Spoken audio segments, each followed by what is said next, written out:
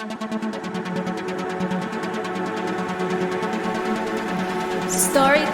with Grena.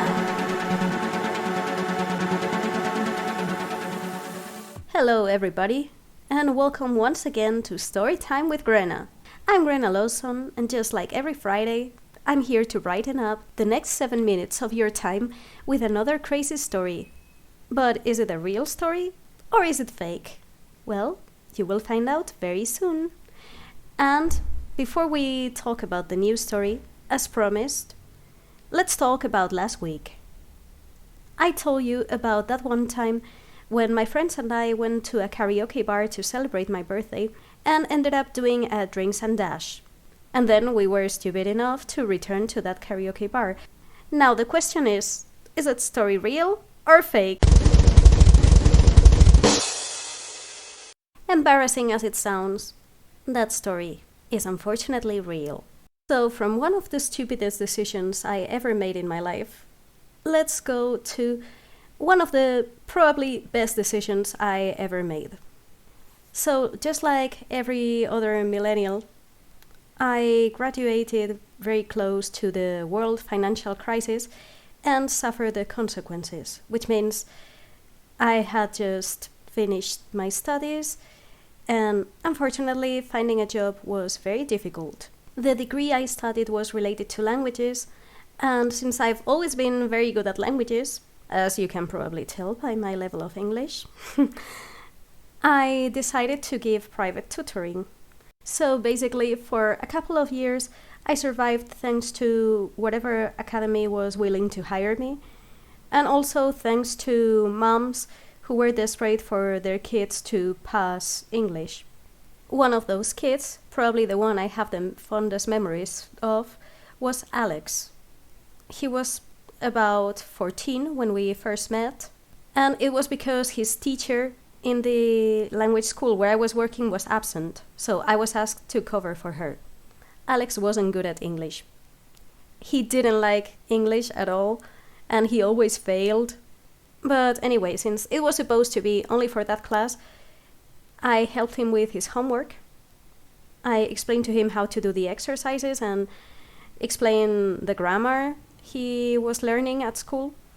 And that took us, say, like 15-20 minutes.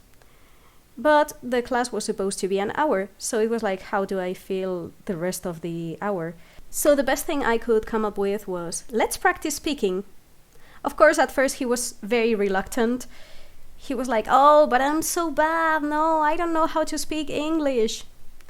But I insisted so much and told him that obviously no one was going to listen to him. No one was going to make fun of him. It was just him and me. So I started asking him questions about himself. And at first it was awful. It was like listening to one of the cavemen from the movies. Like, I 13. I not listen music. But at least he tried. Well, things started getting interesting when I asked him what he liked to do in his free time. And he mentioned TV shows and video games. So it was like, okay, perfect. What video games do you play? That's when his face lit up. And as you can imagine, we spent the rest of the hour talking about our favorite games, talking about our favorite TV shows. Like I said, he could barely string a couple of words together, but as the hour progressed, I could tell that he was getting more confident. And besides, it was a lot of fun. We seemed to have quite a few things in common. So it was no surprise for me a couple of days later when his mom called the school asking if I could be his teacher forever instead of the previous one he had. Because apparently Alex came home delighted with his new teacher. So what was supposed to be one evening, in the end, or 1 hour in fact, in the end became 2 years. And like I said, we had a lot of fun in our classes and he did get better. At least he managed to pass, which was what his mom wanted.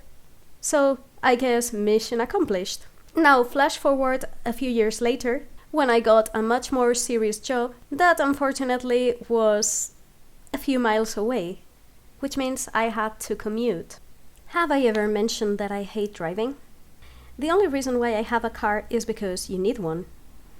But I don't enjoy driving. It stresses me out a lot. And don't get me started on trying to find a parking spot. So basically, at that time, I had to drive to and from work. And it was like, okay, I just want to get this over with as soon as possible. Leave the car somewhere. And then go home and forget the car exists until I have to pick it up next time.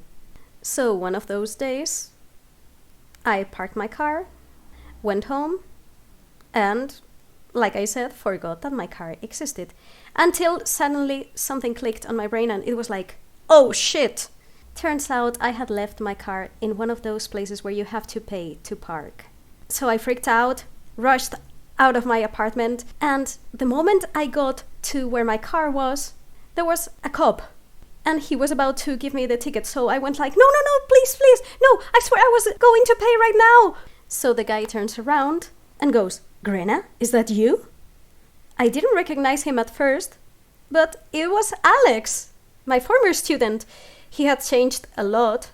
I mean, a few years had gone by. He had had time to finish school and graduate from the police academy, so you can imagine that he was quite different. Anyway, we spent a while catching up, and it was really nice. In the end, he said to me, look, I know you, I know you're a good person, and that it was probably just a mistake. And you were one of my favorite teachers. I wouldn't have gotten through high school if it weren't for you. So, you know what? Just pay now, and let's pretend this never happened. Obviously, I was like, thank you so much. And this is a story of how I got out of a parking ticket. Now that you've heard my story, what do you think?